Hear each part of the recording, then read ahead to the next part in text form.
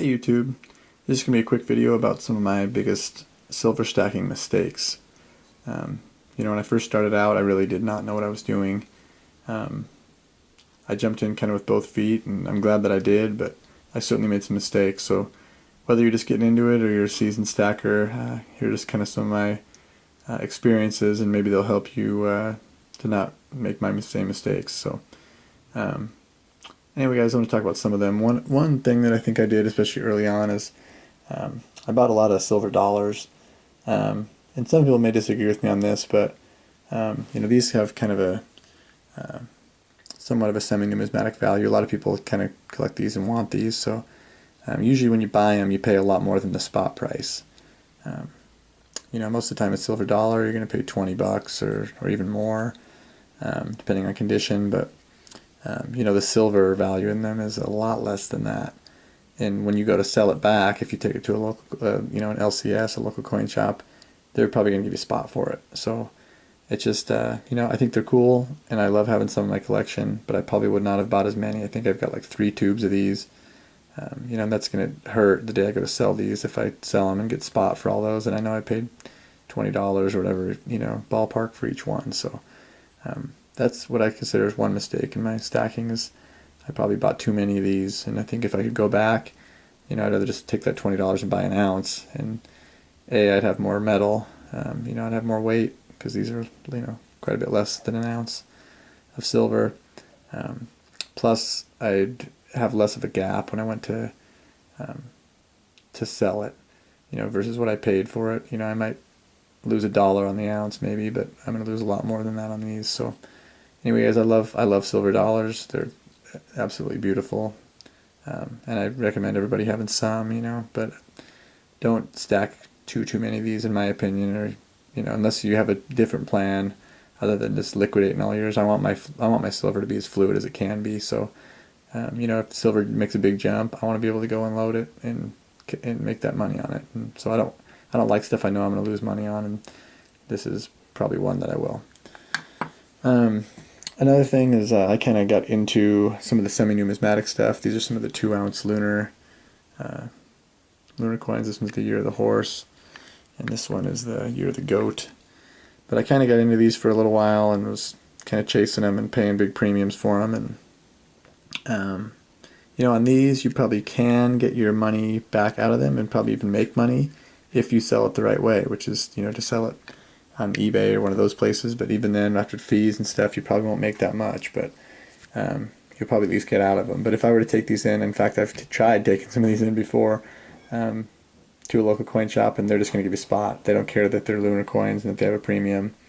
They're going to give you spot, or maybe a little bit better, but nowhere near what you paid for them. So these are great. They're beautiful. They're very well done. If you're a collector, awesome. More power to you. But I don't look at myself as a collector. I look at myself just purely as a stacker. And this is just an investment or a hedge against inflation or savings, whatever. But again, this is probably stuff that I'll lose money on if I take it to my local coin shop. And a lot of the stuff here that you'll see is stuff that I plan eventually to sell on eBay and try to just squeeze a few more ounces out of it, and try to get more weight and not worry so much about having the stuff that's super cool. So anyway, guys, stuff like the lunar coins, beautiful coins, but unless you plan on selling silver on eBay, you probably will lose the premium on them. Don't expect to go into your local coin shop and get that premium back.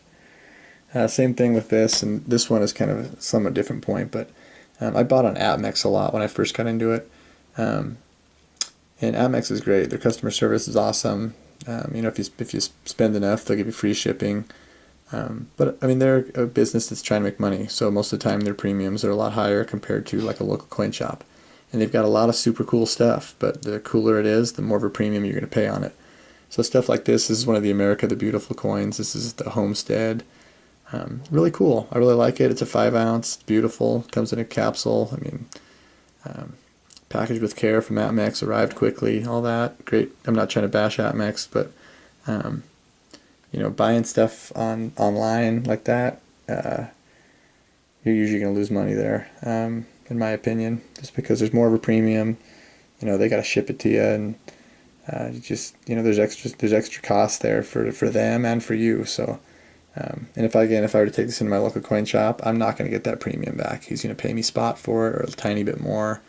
Um, so it's something, if I want to get my money back, I probably have to sell it on eBay, and even then I may not get my money back. Who knows? It depends. Sometimes these, um, do well. Other times they don't. So kind of just depends. Let's see. This is another piece I got on Amex. It's, I think, kind of cool, but it's the Garisopa. So it's shipwreck silver. I kind of fell in love with the romance there and bought one of these, but again, it's one that if I took in, I'd get spot for, and I had to pay a premium on it because it's Garisopa silver. So anyway, guys, this, I didn't know what I was chasing the premium on. These next two are ones I actually bought from my local coin shop, but these are ones that he did charge a premium on. So I think for both of these, I'm trying to remember exactly. I think I paid like $5 per ounce over spot. So I paid like a $10 premium on this one and on this one here.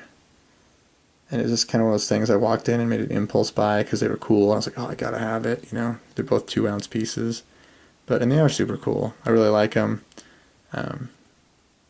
But there again, if I were to take this back into that same local coin shop, he's gonna give me spot for it probably, or maybe a little bit better. But so this stuff with big premiums on it, even at your local coin shop, I would steer clear from. Buy the stuff that's cheap. Buy the stuff that's generic.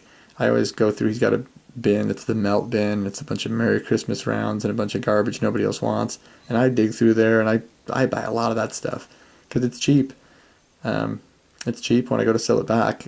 I mean, most places, if you have an ounce of silver, they're going to give you a spot for it. So whether it's Merry Christmas or whether it's this thing, and this thing, like I said, between these two, I paid basically $10 over spot for each coin. That's $20. That's an extra ounce at least that I could have had by not falling in love with something that I saw right there that had a big premium to it. So steer clear of those big premiums if you can, even at your local coin shop, or whether it's Amex, or if it's stuff like Constitutional, but stuff like Silver Dollars has a premium to it.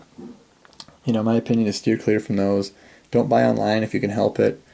Sometimes there's something you just really feel like you gotta have, and you can't find it at your local coin shop, so you buy it online, and that's understandable. But don't be like me. Early on, I was buying everything on Amex, and getting a lot less silver than I could have been had I just been buying stuff at my local coin shop. So anyway, guys, just some of my thoughts and some of the mistakes I've made, and hopefully you're not making them too. And if you are doing some of those things, maybe just give it a little more thought. And I'm not saying that anybody else is wrong, but there are things that I look back at my silver stacking adventure, and I think there's things I could have done better, and things that right now I'd have more weight if I had avoided some of these pitfalls. So anyway, guys, thanks for watching. Take care. God bless.